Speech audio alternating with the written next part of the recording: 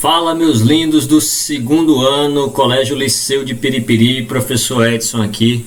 Galera, tô morrendo de saudade de vocês, cara.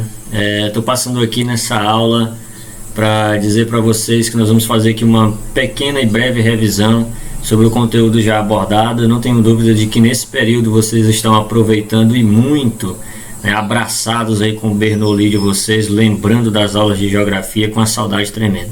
Então, vamos matar um pouquinho dessa saudade agora. Eu gostaria só que você focasse a sua atenção aqui. A gente vai ser bem breve, rápido, tá bom? Só para relembrar algumas coisinhas aí que já foram ministradas nesse período.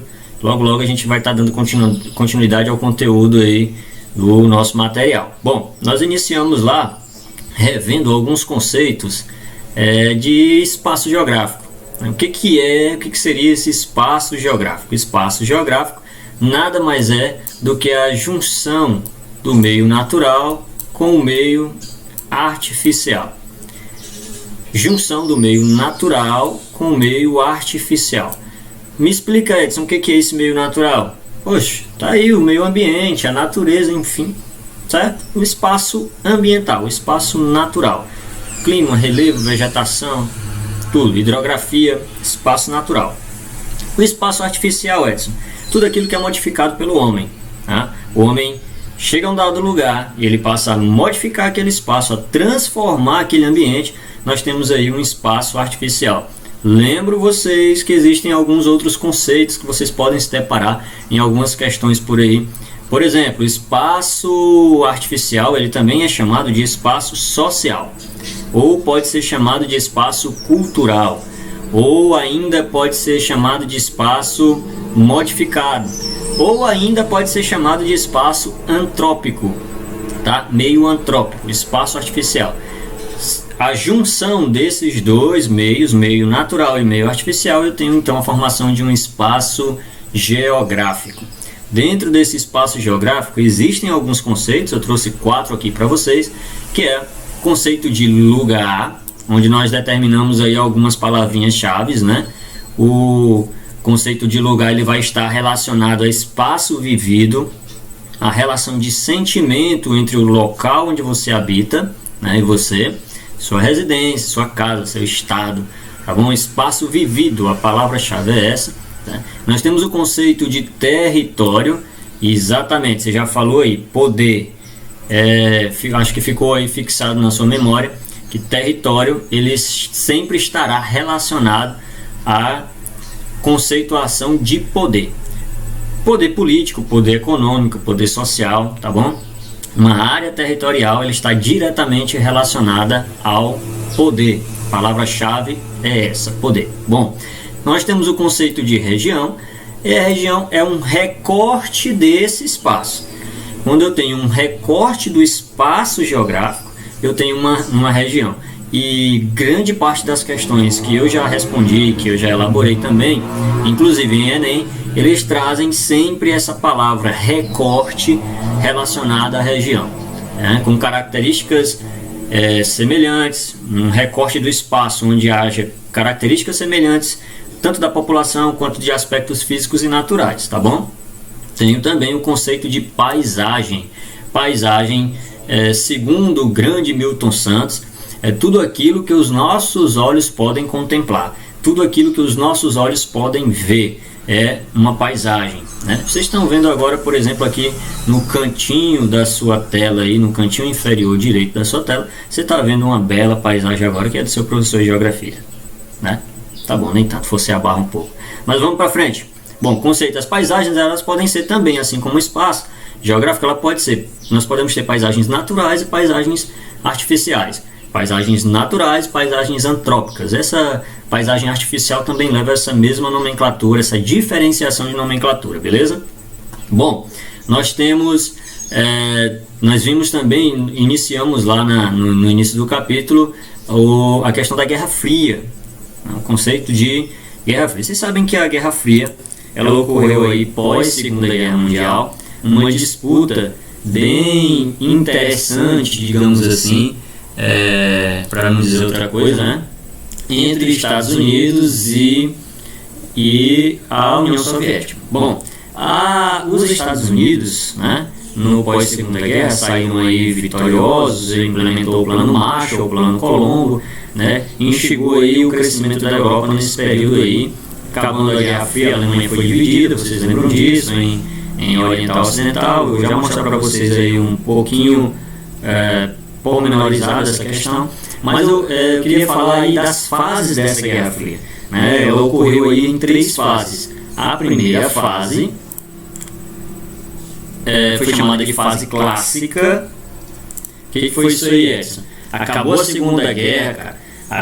Essa ideologia capitalista socialista acabou provocando uma certa rixa ainda maior na Europa, né? O Japão estava ocupando ali a Coreia, se retirou, né? E a Coreia do Norte acabou tendo alguns embates com a Coreia do Sul, né? Houve aí o que ele diz aí, que ele chama nessa fase clássica de histeria coletiva lá na Coreia, né? Lembram lá a Coreia do Norte comunista, a Coreia do Sul mais liberal, né? Liberalista, e essa guerra na Coreia aí deu início a essa primeira fase da Guerra Fria entre 1947 e 1953. Pessoal, mas o que foi esse macartismo?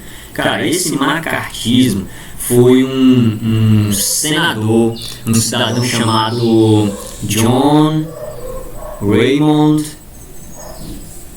McCartney, eu acho que é isso, John Raymond McCartney. Esse cara, esse senador, ele durante os anos 50, ele liderou um movimento, vamos dizer assim, né, anticomunista. Um movimento aí inspirado em detonar literalmente o comunismo, óbvio, norte-americano, né?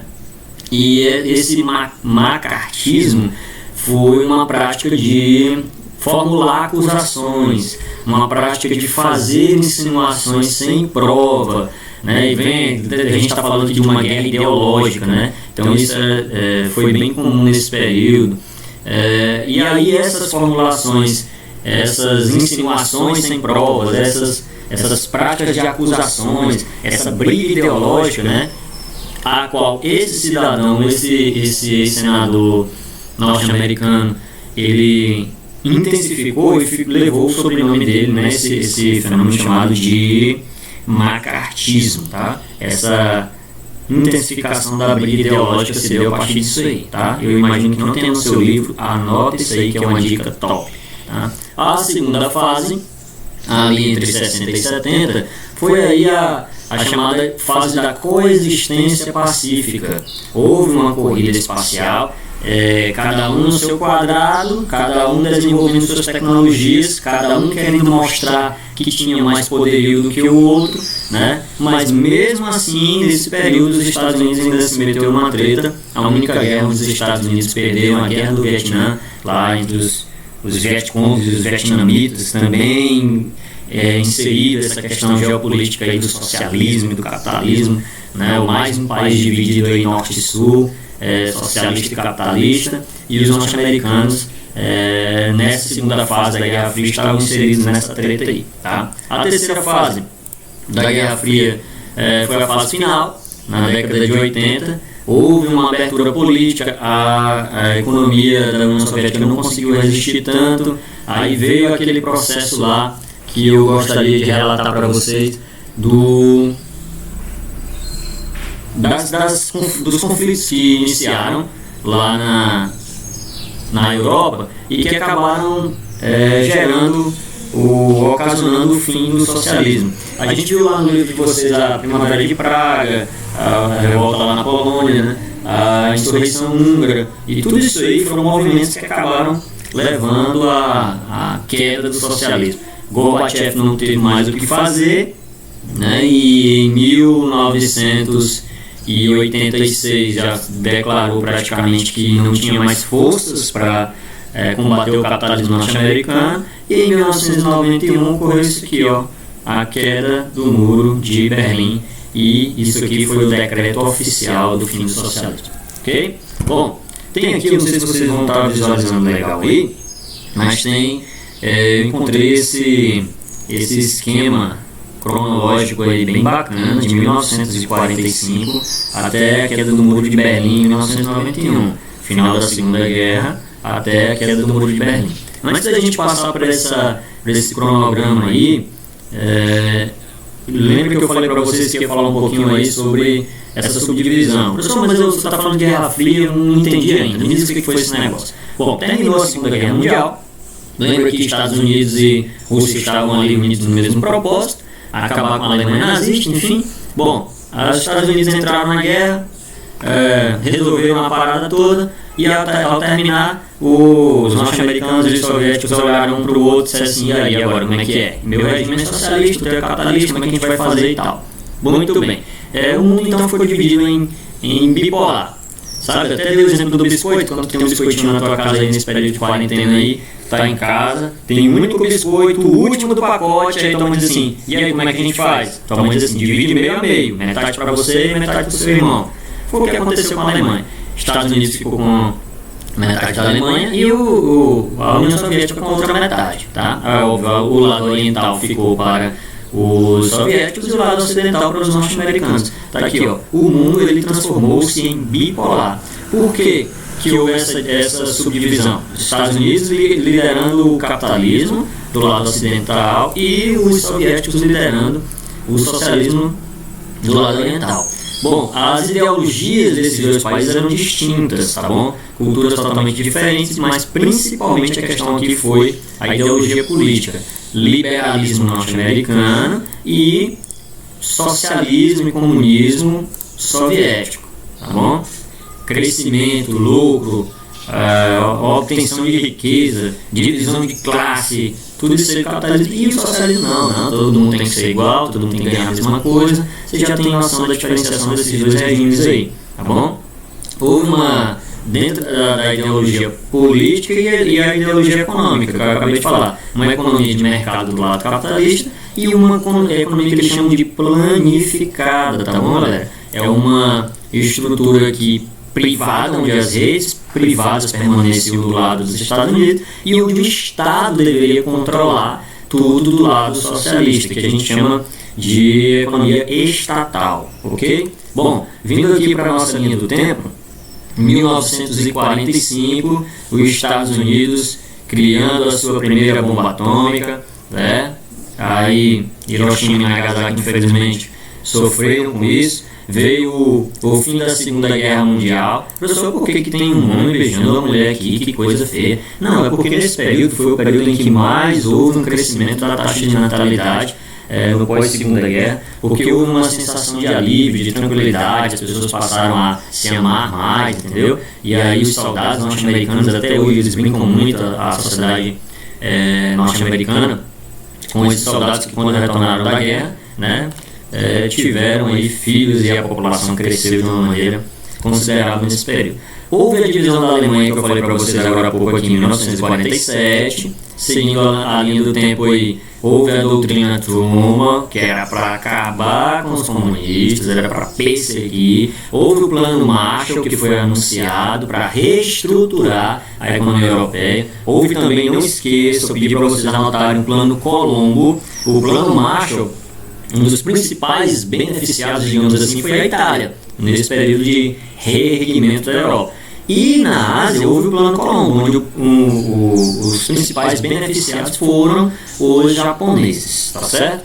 Em 1948, a reforma monetária na Alemanha, né? O bloqueio de Berlim. Em 1949, a União Soviética cria a sua primeira bomba atômica. Isso aqui foi uma pressão ideológica, um crescimento bélico fortíssimo dos soviéticos nesse período, e a Rússia até hoje é uma potência bélica e militar fortíssima, oriunda desse período da Guerra Fria. O Partido Comunista, nesse intervalo de tempo, chega ao poder na China e está até hoje. Foi criada a OTAN, a Organização Tratado do Atlântico Norte, para regulamentar, para organizar os países, a economia e a movimentação dos países capitalistas, ok? Em 1950, iniciou a guerra que eu falei para vocês agora há pouco, a guerra lá da Coreia. Saíram japoneses e a treta rolou lá na Coreia, entre Coreia do Norte e Coreia do Sul. Na década de 50, em 1955, e até 1957. Lembra que eu falei aqui que em 49, 50, os Estados Unidos criou a OTAN? Pois é, o Pacto de Varsóvia foi criado aqui alguns anos depois, exatamente para combater a OTAN. Em 1957, o primeiro satélite artificial russo foi lançado, e aí veio a corrida espacial nesse período. Em 1959, os Estados Unidos estão numa treta tremenda lá no Vietnã. Foram com uma soberba muito grande, vocês podem pesquisar a história depois. Não estudaram como deveriam a área territorial do Vietnã e acabaram pecando muito nesse quesito aí. A invasão da Baía dos Portos em 1961, a construção do Muro de Berlim entre esses dois anos, 61 e 62. Em 63 veio a chamada crise dos mísseis, deu uma lida nela, tem no seu livro também, ok? Em 1969, a chegada do homem à Lua, né? Que houve aquela disputa tremenda, nós debatemos em sala de aula lá, quem iria chegar primeiro, quem iria à Lua primeiro, e até hoje há teorias de conspiração para dizer que o homem não foi, o que foi. Há um debate tremendo da chegada do homem à Lua, sobre esse tema, a chegada do homem à Lua. E nesse período aí, veja aqui que houve uma tensão muito grande durante esse período da Guerra dos Mísseis aí entre esses dois países. A guerra os soviéticos, os Estados Unidos entraram na guerra do Vietnã e os soviéticos entraram na guerra do Afeganistão aí ao longo desse período. A galera estava medindo forças, digamos assim. Ronald Reagan, em 1981, ascendeu ao poder nos Estados Unidos. Anterior, durante o período da Segunda Guerra, era o Franklin Roosevelt, né? E aí o Reagan assumiu o poder nesse período aí, em 1981, deu uma intensificada ainda mais, isso prejudicou a queda do comunismo. Gorbachev assume a liderança em 1985, implementou lá os dois projetos lá de reestruturação econômica e política, que foi a Glasnost e a Perestroika, nesse período.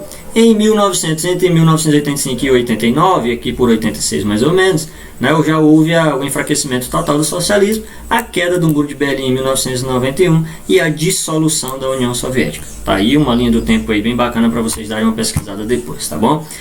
Só falando um pouquinho mais sobre essa crise que relatei agora há pouco aqui, ó, entre 85 e 89, houve, após a Segunda Guerra, eu queria dar uma dica para vocês aí para relerem a insurreição húngara, tá bom? A Primavera de Praga, certo? A primeira crise que ocorreu lá na Polônia, a dissolução da Tchecoslováquia, ok? Esses países aí passaram a integrar o bloco após a Segunda Guerra, o bloco do leste europeu, tá bom? Eram países que eram importantíssimos para a Rússia, né? E é claro, só lembrar vocês aqui também que quem determinava de onde saíam as ordens, óbvio, da capital, Moscou. Veja aqui que a Hungria é citada novamente, a Tchecoslováquia foram os primeiros países a tentar romper o domínio soviético. Lembra que eu falei para vocês lá que nós iniciamos, que houve a insurreição húngara e a Primavera de Praga, foram um movimento que foi da população, foi dos líderes, né, para tentarem destruir o socialismo, dos líderes para a população. E só deu certo quando a população realmente no leste europeu tomou a frente e debateram em prol de acabar com o socialismo e implementaram aí uniram forças, que eu queria dizer, para tentar derrubar o comunismo aí no leste europeu.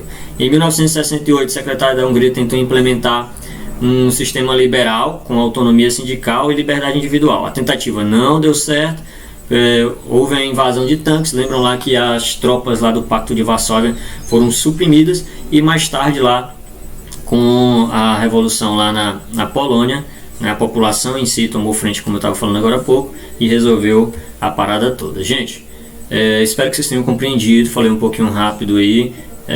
Próxima aula a gente retorna com alguns novos conteúdos. Fiquem em casa, por favor, tá bom? Até a próxima aula e Deus abençoe vocês aí, continuem estudando, tá? Forte abraço, valeu galera!